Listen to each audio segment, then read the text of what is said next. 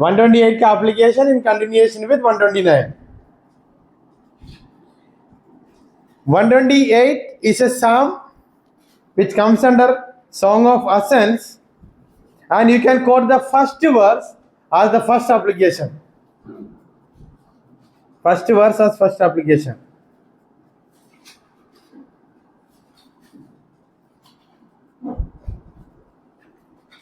First को वचन को कोटेशन ऐसे ही लिखना, पहला एप्लीकेशन उसका हिंदी पढ़िए। क्या ही धन्य है हर एक जो यहोवा का भय मानता है और उसके मार्ग पर चलता है। So the application in our faith, in our day-to-day life, or in any matter that we have in our life, we have to keep God as the center of that, or we have to trust in the Lord, we have to fear the Lord, and we have to cross check with 127, am I doing something and in that God is present or not. जो बातें मैं कर रहा हूँ उस पर परमेश्वर है नहीं, we have to examine in our daily life, then we can fix the blessings which is there in 128. छोटी शब्द में बताया तो हमारा काम पर, हमारा जीवन पर परमेश्वर है तो 128 में जो आशीर्वाद की बातें बताया है हम पा सकता है। We can receive the blessings which is there in 128 if we live a life according to the will of God. And continuing with 129, they have afflicted me from my youth, a song of ascents. They have afflicted me from my youth, and the title came from the first verse itself. वो जो heading आया है, शीर्षक आया है पहले वचन से, पढ़िए। They have afflicted me from my youth, a song of ascents.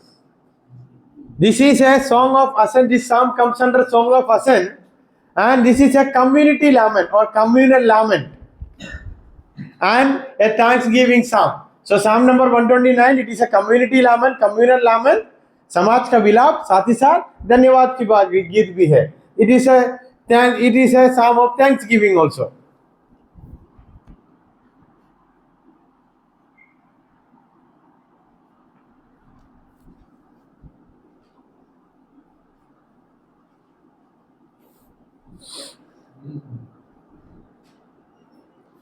So there is no direct evidence in which context it was written, लेकिन from my youth करके लिखा है, it shows that the afflictions, the suffering that Israel as a nation they went through from the beginning, ये सारी बातें इसके अंदर लिखा है। इज़राइल पूरा जाति होने के नाते शुरुआत से लेकर कितना पीड़ाओं में से गुजर के आया था, सारी बातों को इस वचन में हमको समझाता है। So some scholars says that once they came back from Babylonian exile, they composed it, though they prayed it, they prayed. बाबुलोनियन का बंधुआई से आने के बाद इस प्रार्थना को किया करके भी माना जाता है।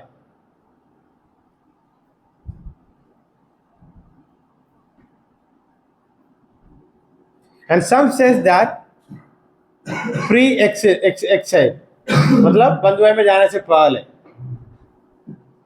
So two views as it is in other psalms, बंधुआई में जाने से पहले, बंधुआई से वापस आने का बाद।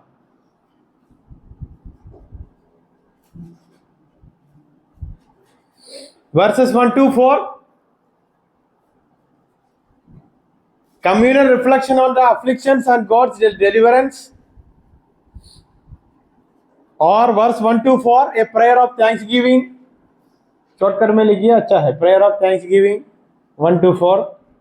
5 to 8, imprecatory prayer, as we have already come across the prayer of David, श्राप देते हुए प्रार्थना करता है। Verses 5 to 8, शत्रुओं के बारे में बताते हुए प्रार्थना। 5 to 8, a prayer against the enemies of Zion. A prayer against the enemies of Zion. It uses imagery and symbolism. It uses imagery and symbolism. Some scholars they say it was written by David, and some say it was written by Solomon. Two views regarding the authorship: Solomon, yeah, David.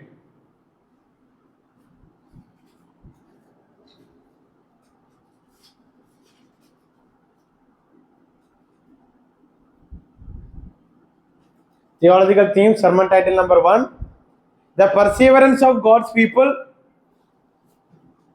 परमेश्वर का लोगों का क्षमाशीलता होगा. Perseverance का हिंदी देखेंगे. Even Google says oops, translation did not found.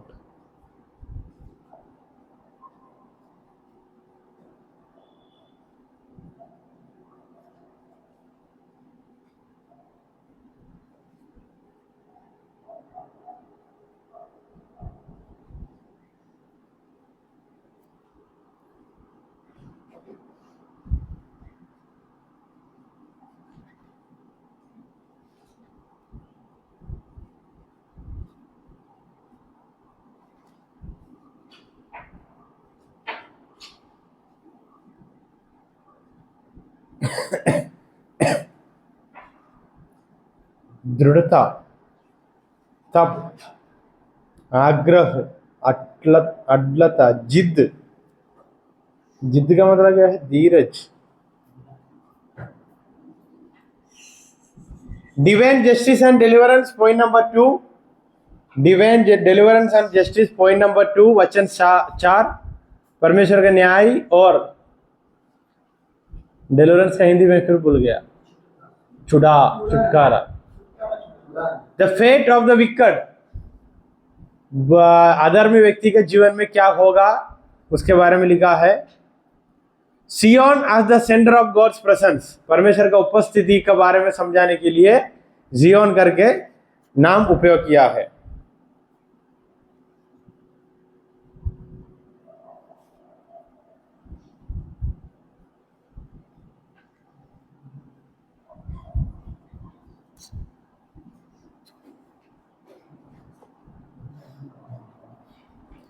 Jewish tradition, they recited this psalm during the festival of Sukkot.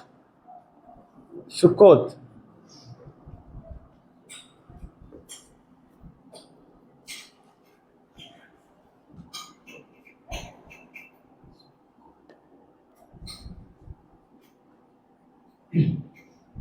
Sukkot festival is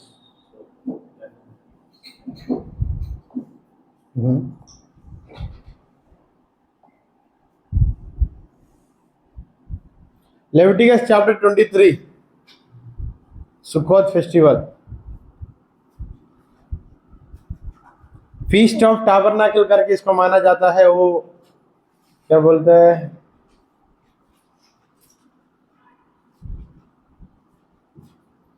सात दिन घर पे बने रहने के लिए बोलते हैं परमेश्वर लोगों को, वो वाला festival. In order to remember the Exodus event. So Psalm number 129 in Jewish context.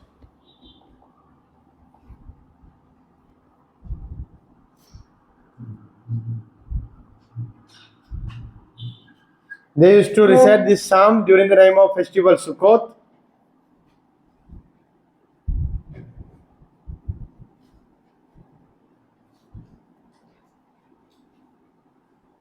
In Christian tradition,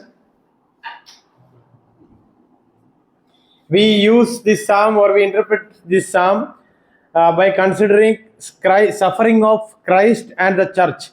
कलीसिया का सताव और यीशु मसीह के लोग सताया था, इन सारे बातों का इंटरप्रिटेशन में हम इस वचन को लेकर प्रचार करते हैं, क्योंकि वहाँ एक वचन है ना, 129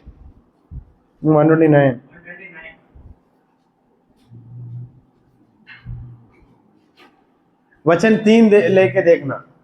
ये वचन पढ़ने के समय ज्यादातर हमको यीशु मसीह के बारे में याद आता है.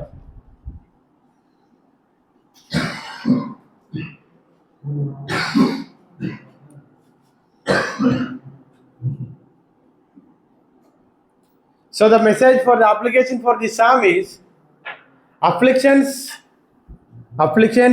does not signify abandonment.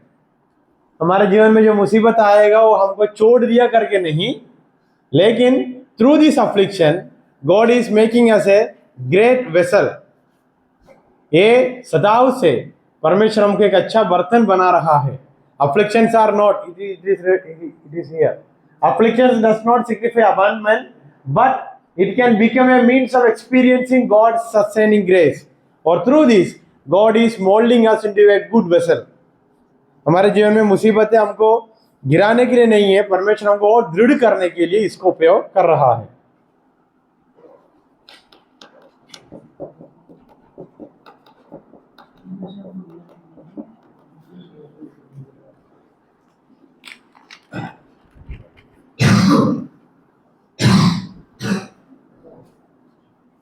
Harsh